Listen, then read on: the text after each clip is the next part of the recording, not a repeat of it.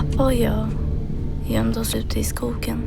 Granny's Dancing on the Table is the movie about Amy, a young girl who lives isolated from society together with her father in the Swedish forests.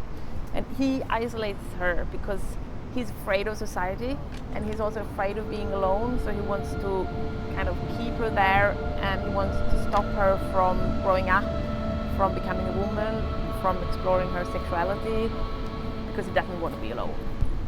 Her imaginative world is shown by stop motion animation.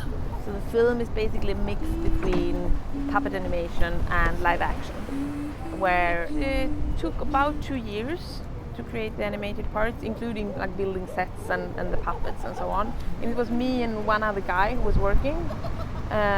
So me and Daniel, we built the sets, Daniel did the puppets, and we animated together.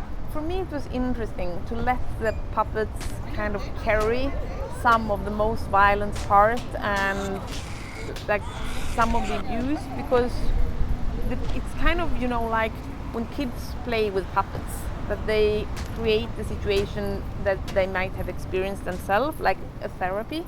And in a way the dolls are a therapy in the film, where the dolls can kind of take the shape and carry the violence for us, so that it might be in a way easier for us to look at it and to think about it and to see what's really happening, because the dolls are of course simpler and it's not real humans, and we know that.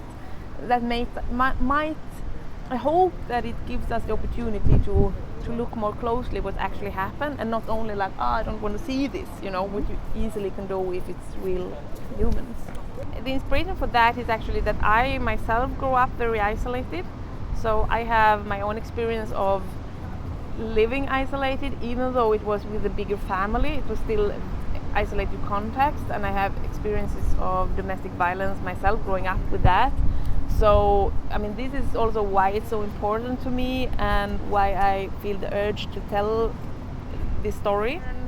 We learn how to be violent by looking at violence and experience violence, and I think that one big part of the movie is how violence travels through generations.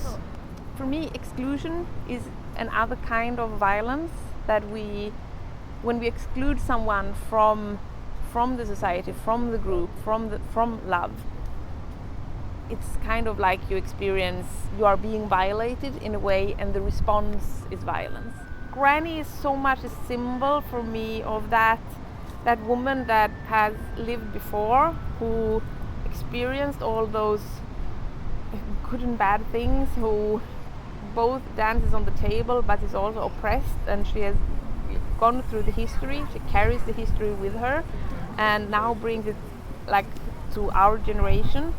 And like by looking at Granny and what stories Granny has experienced, like by remembering our history, we can also understand what's going on now. Strong woman as a granny, and the woman that bakes the cakes, and the woman that fights on the barricades, and you know, all those stories together.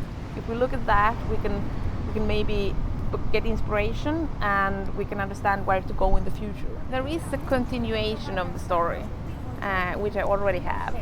So I think it might happen that I do something in between, something totally different. But then after a while I might come back and explore her story and what's happening.